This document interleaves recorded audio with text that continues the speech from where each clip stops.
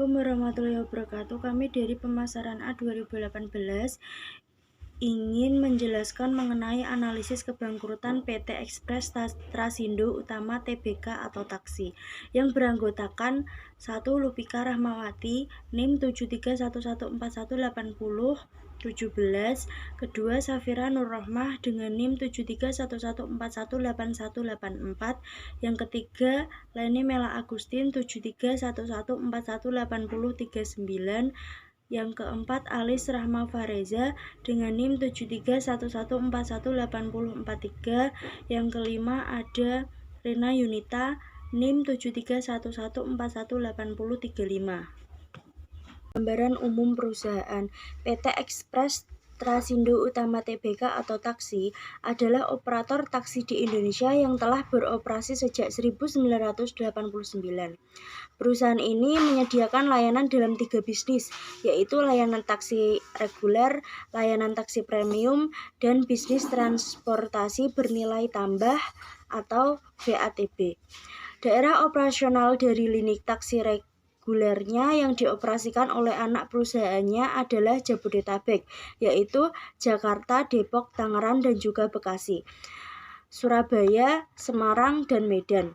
Lini taksi premiumnya dioperasikan oleh aliansinya, PT Express Kencana Loka Jaya Jasa, dengan nama merek Tiara Express di daerah Jabodetabek.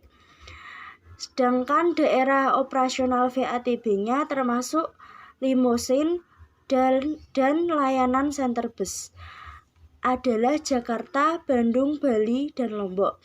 Beberapa anak perusahaannya adalah PT Semesta Indo Prima, PT Express Sarana Batu Ceper, PT Indo Semesta Luhur, PT Wahyu Mustika Kinasih, PT Express Kencana Lestari, PT Express Limo Nusantara, dan juga PT Nirbaya Transarana. Selanjutnya, analisis multivariat untuk perusahaan non-manufaktur atau jasa. Sebelumnya, analisis multivariat ini digunakan untuk mengatasi masalah yang terjadi pada analisis univariat, di mana dalam analisis univariat ini memiliki kelemahan, yaitu terjadinya masalah konflik antar variabel-variabel yang dijadikan prediksi. Untuk mengatasi masalah tersebut, maka analisis multivariat ini perlu dikembangkan lagi.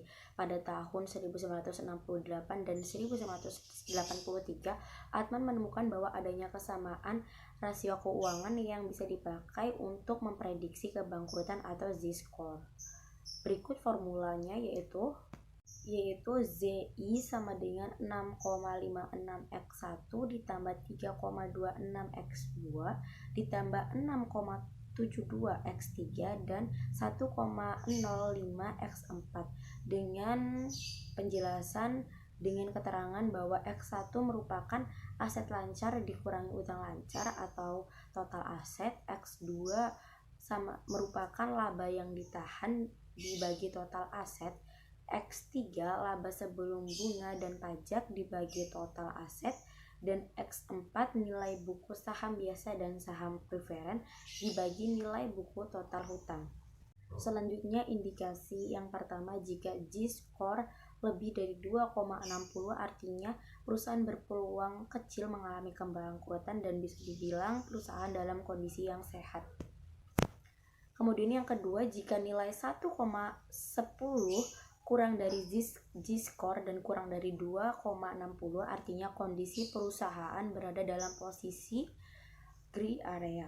Dan yang ketiga, jika Z-score kurang dari 1,10 artinya perusahaan berpeluang besar mengalami kebangkrutan.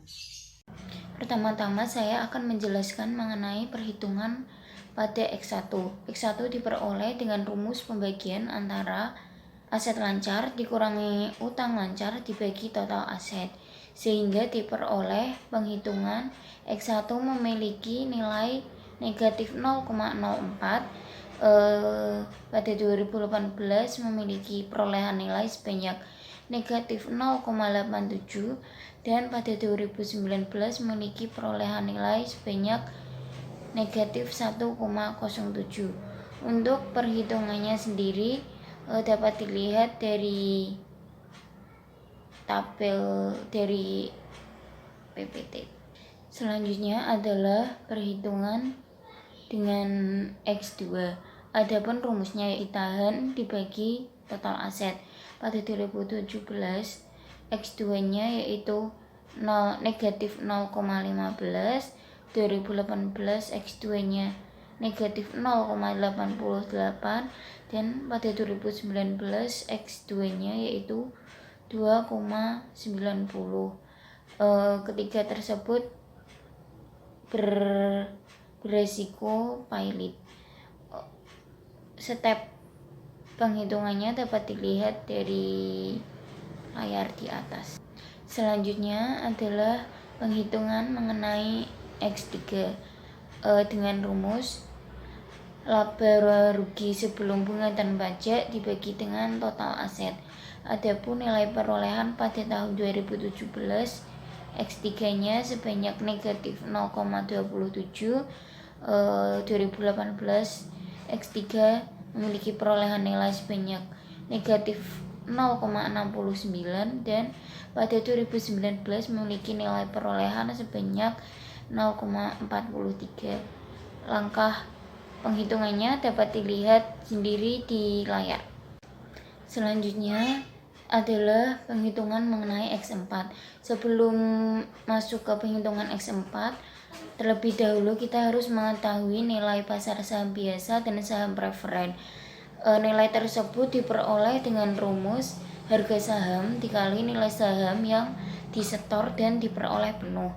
Apabila nilai pasar saham biasa dan saham preferen sudah diketahui, langkah selanjutnya adalah menghitung X4 dengan rumus nilai buku saham biasa dan saham preferen dibagi dengan nilai buku total hutang. Pada tahun 2017, X4-nya adalah 0,06, 2018 juga X4-nya 0,06, dan 2019 X4 memiliki nilai perolehan 0,33. Apabila penghitungan X1 sampai X4 dari masing-masing tahun sudah diperoleh atau sudah diketahui, langkah selanjutnya adalah mencari nominal Z1. Z1 diperoleh dengan rumus 6,56 X1 ditambah 3,26 X2 ditambah 6,72 X3 dan 1,05 X4. Rumus tersebut telah disesuaikan sesuai perusahaan jasa, PT Express atau taksi. Dari tabel keuangan tersebut, Z1-nya pada tahun 2017 yaitu negatif 2,51, 2018 Z1-nya menunjukkan negatif 13,15, dan pada 2019 ZI-nya menunjukkan negatif 18,98. Selanjutnya adalah data yang diambil dari ringkasan laporan keuangan PT Express Trasindo Utama Tbk pada 3 tahun berturut-turut, yaitu 2017 sampai 2019. Data keuangan tersebut menampilkan informasi mengenai aktiva lancar, hutang lancar, total aktiva, laba ditahan, laba rugi sebelum bunga dan pajak, nilai pasar saham biasa dan preferen, nilai buku terhadap total hutang, dan Z1 sendiri.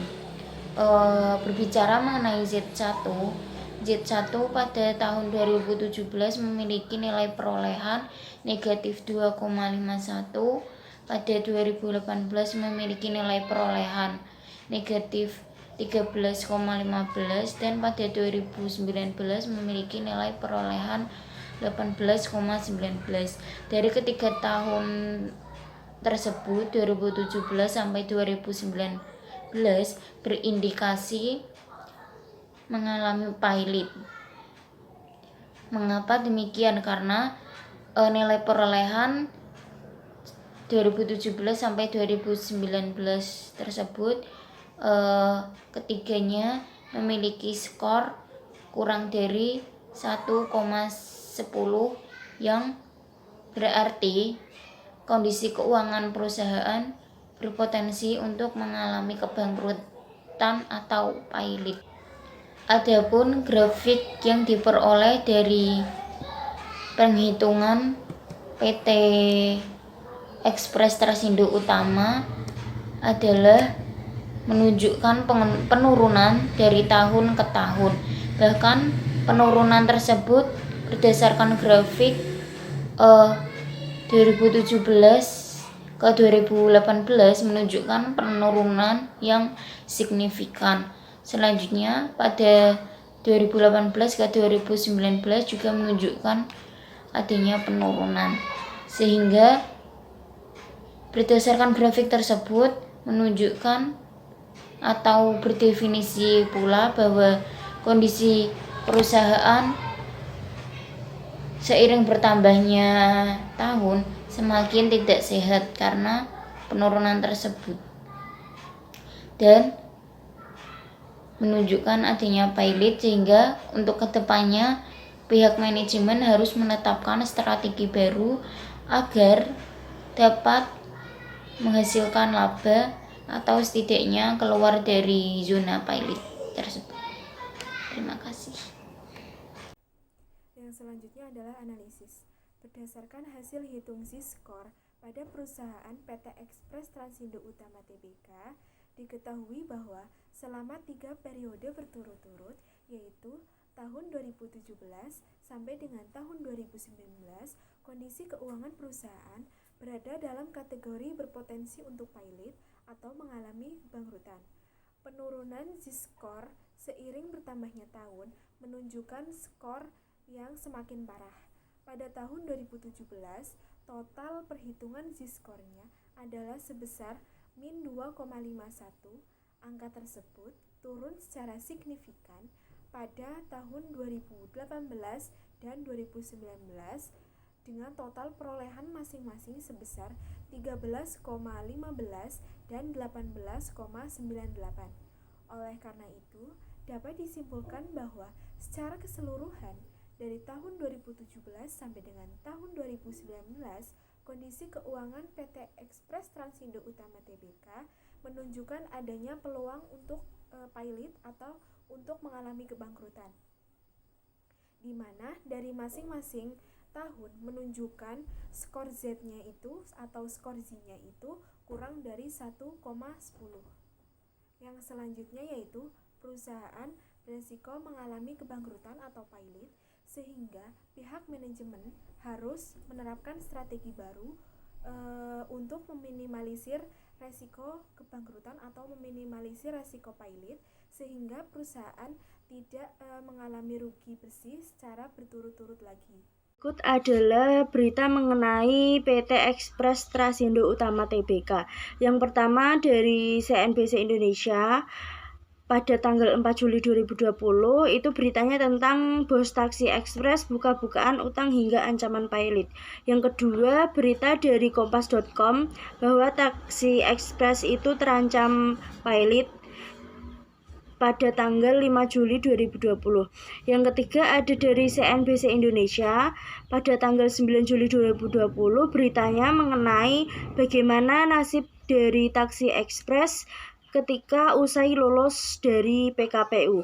Yang keempat ada dari CNBC Indonesia pada tanggal 8 Juli 2020 mengenai emiten properti terancam pailit karena usai taksi ekspres.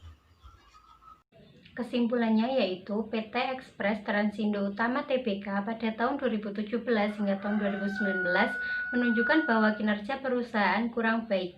Hal tersebut disebabkan karena tiap tahunnya menunjukkan adanya penurunan.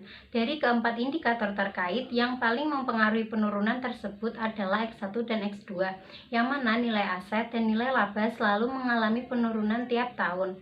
Adapun indikator yang menunjukkan adanya pailit namun tidak sampai menyentuh pada skor negatif yaitu X4. Hal ini disebabkan karena market value dan book value of total liabilities-nya tidak separah aset lain. Oleh karena itu, karena sejak tahun 2017 hingga tahun 2019, hasil perolehan Y-score berturut-turut menunjukkan adanya peluang terjadi pilot, bahkan semakin parah penurunan dari tahun ke tahun.